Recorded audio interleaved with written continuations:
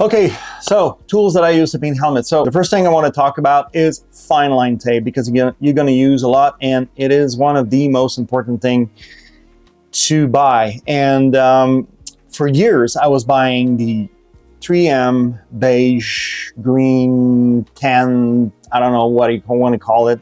I used to buy that because that's the only thing you could find. And I got accustomed to it, and I was still using it after a better product came out. So but it worked for me, so I liked it a lot. Now, they've discontinued this stuff now. They don't make it anymore. 3M makes that purple fine line tape that's a bit more stretchy. It's good. It's very expensive. They don't make it in 1/16 of an inch, which I use a lot. I use a lot of the 1/8 and 1/8 and 1/16. That's what, most of the helmet painter do. Now these days I buy FBS tape from Maple Airbrush Supplies in Edmonton, Canada. And the FBS tape comes in different colors, 4 colors. It comes in green, orange, red, and blue. Each have their own properties. I've tried the green, the orange, finally settled on the blue. I never tried the red. From the description that I read, it doesn't, fit my needs, but the blue is the one that I've settled on. It's a stretchy tape, but it stays in place after you stick it. It really stays in place. It doesn't move. It's very, very responsive. It makes beautiful curves. Yeah, it is a bit expensive, but you got, to make an omelet, you got to break some eggs. So that's what I say. That's what I say all the time. Now, FBS also makes a tape that I like. It's the gold crepe masking tape. It comes in 1 inch, 2 inch, 3 inch rolls. It's a very nice product to keep. It's very thin, transparent. You kind of see through.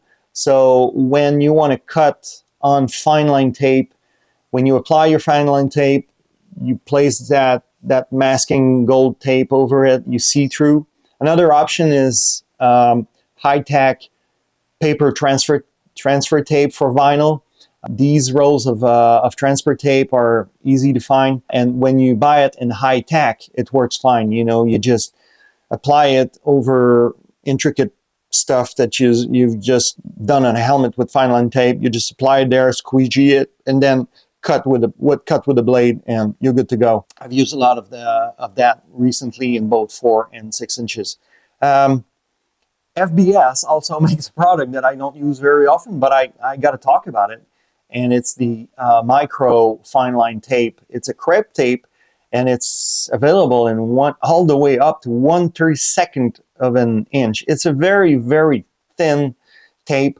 I think I've used it maybe 2 or 3 times in the last 6 years, but it's a nice thing to have in the shop if you ever have an idea and you think, oh, I wish I had that kind of tape. It can be useful for a few applications, but I don't really use it very often. Some precaution to take with those fine line tapes of yours. It's very expensive stuff. Don't let them lay around on the work table. The sides of the rolls are kind of sticky, and every hair or dust particle is going to stick to it. You don't want that. You want to keep them as clean as possible.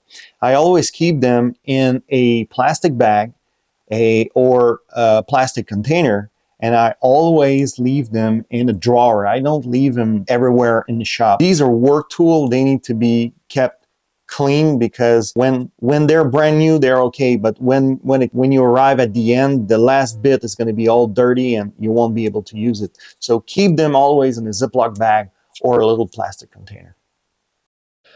Masking tape. If there's a subject that I don't like to talk about, it is masking tape, because it is a boring one. You saw me in the last video. I was using the yellow 3M in 3 inches masking tape to mask the interior of a helmet.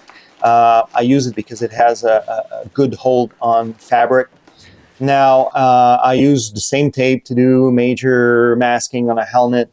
Sometimes I'm going to use another tape that I bought a couple of years ago. I bought a whole case of it at my local shop. It's a blue tape from American Tape. I think it works fine, although it's a bit thick, but it's good. You know, it works fine. Masking tape is just masking tape. Just don't buy the cheap hardware stuff. They're most of the time not made for the kind of paint that we use to paint helmet, or unless you're using water-based paint, which I know some of you may have to because of national regulation in some places, or by choice.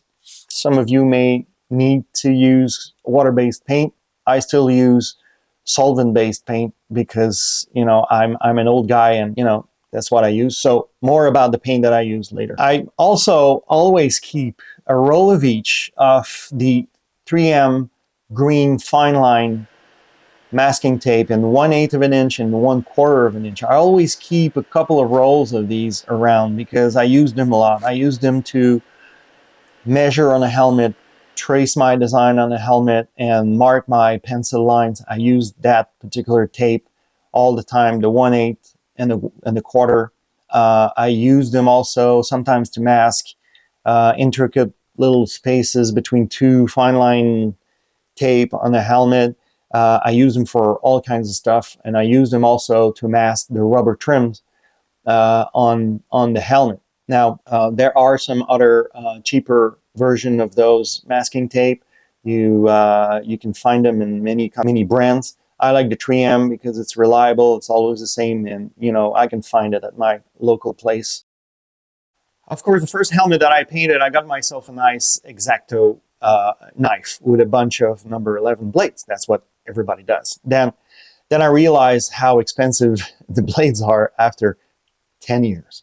By the end of that process, I was buying the blades in boxes of 100. They were costing me like $60 for a bunch of these blades, and that's quite expensive. Now, my friend Michael Corby from Corby Concept told me, he said, "Why are you doing this? You should buy simple razor blades and just throw them away when they're done." Yes, that's what I do now. So I buy. I still keep an X-Acto with a number 11 blade always in my table, just to help me sometimes lift a little, end of a tape, or help me with intricate stuff. But most of my cutting, I do just a singular razor blade. I always keep a fresh one on my table, and I buy them by big boxes that you can buy for very cheap. So whenever it's done, I just throw it in the garbage. Now, it is very important when you talk about blades that you change them often.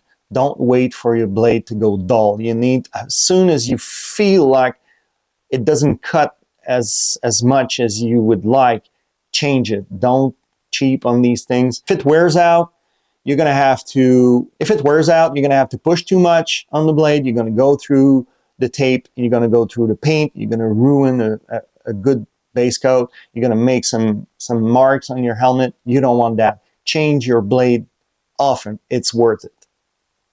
My airbrushes. My first airbrush that I ever bought was a Vega 2000 from Badger. I got it 30 years ago. And through the years, I must have bought like 5 or 6 of these airbrushes. And I was mainly buying the Vega 2000 because, one, it's a bum-proof workhorse of an airbrush. It never breaks. It always works. It never clogs. It's a wonderful, wonderful airbrush, and it does exactly what I need from it.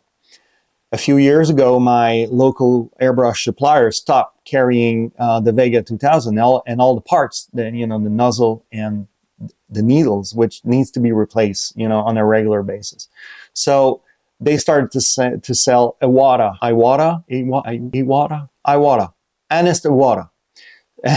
And I went for the Revolution model in a siphon cup system, not the gravity cup, the small cup that's on the top. I like it to be underneath the airbrush. The Iwata works extremely well. They do a very fine, nice mist. I can find replacement part easily. My only issues with them is they're like little Formula Ones. If they're not extremely clean and well kept and they're tuned perfectly, they don't work. So you need to keep them in well working order. If I had to go back years ago and have the opportunity to buy all my stuff online, I would probably still using the Vega 2000 because it was a way easier airbrush to work with than the Iwata. Now, the Iwata works fine, but it's, you know, it's not perfect. For me, an airbrush is just another tool that I use to paint a helmet. I'm not, you know, when you paint helmet, people ask you, so what do you do for a living? I paint helmets. Oh, you do airbrush. Well, no, not exactly. I know what they mean. You know, they've seen videos of guys freehanding a tiger's face on a helmet or a skulls on a Harley Davidson tank or fender. But I know what they mean, but I'm not a freehand airbrush artist.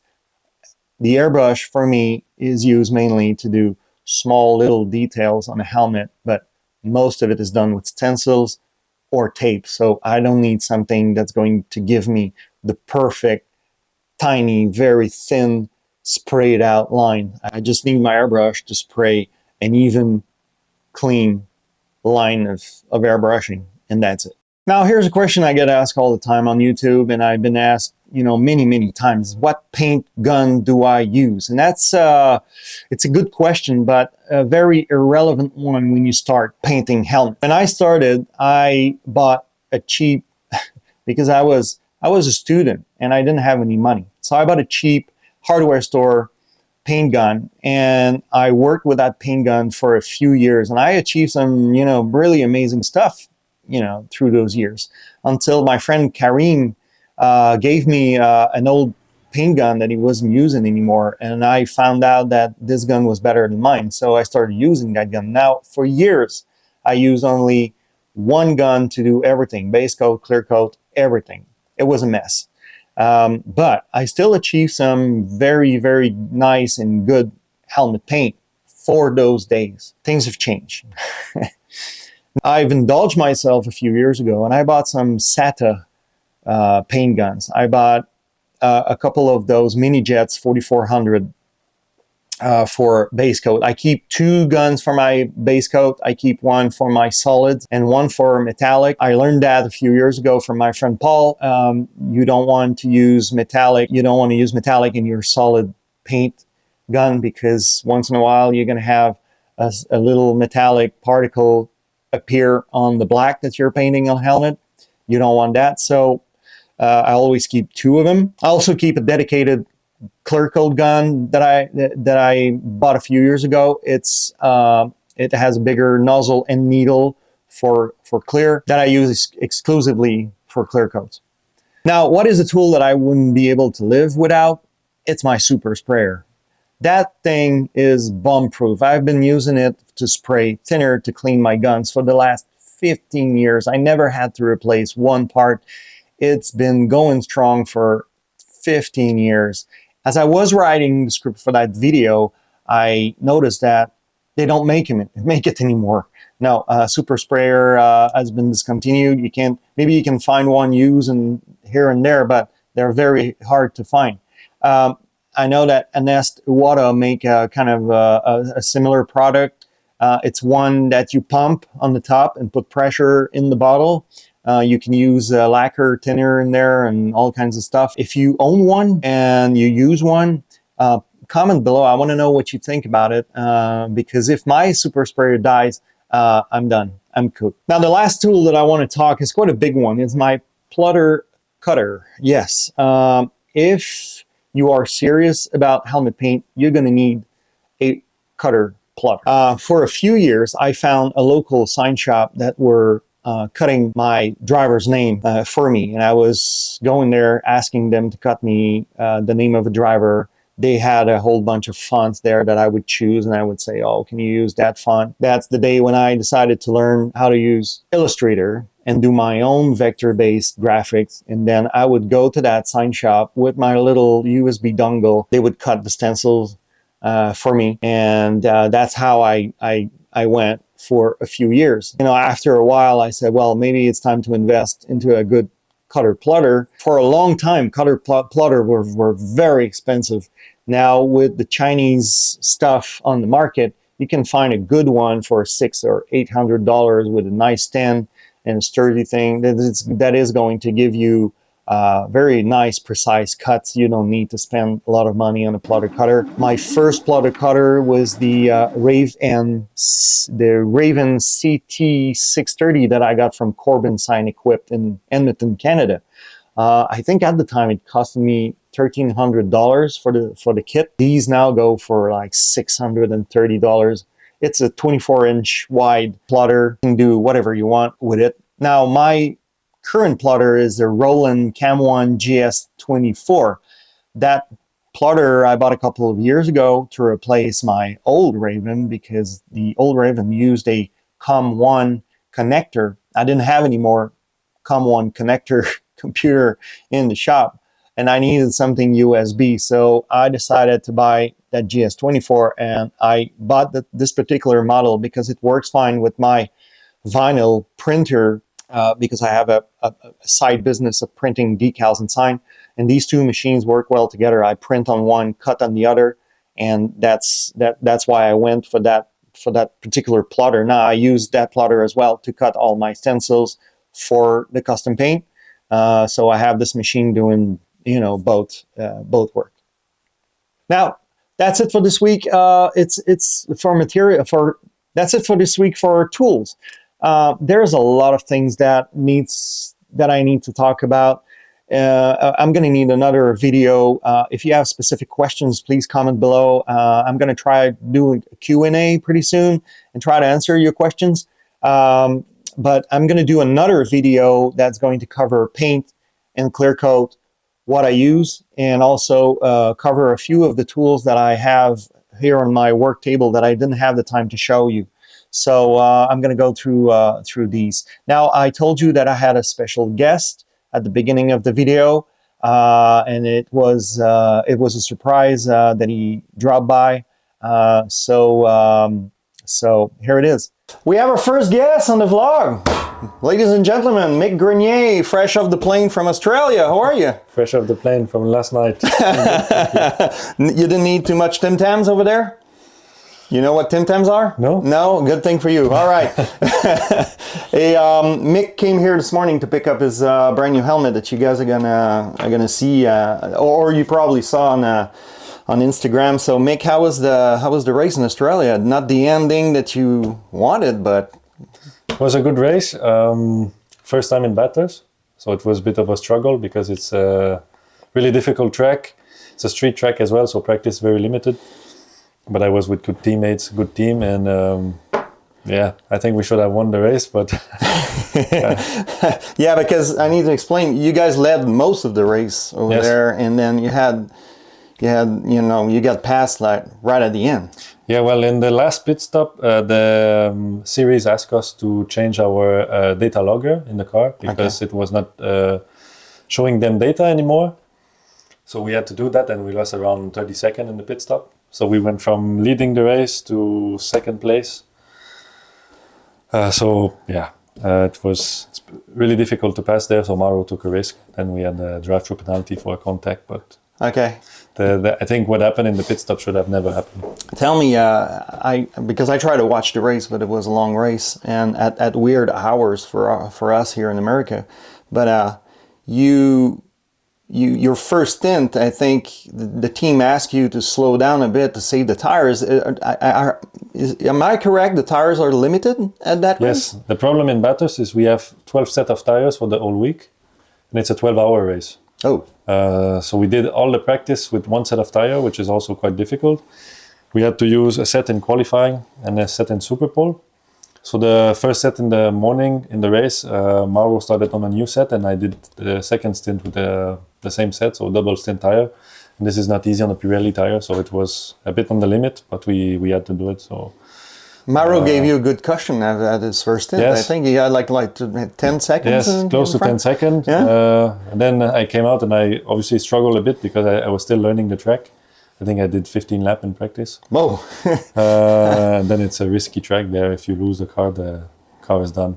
Okay. So I took my time, but then the pace was good at the end. And still a Mercedes that won the race?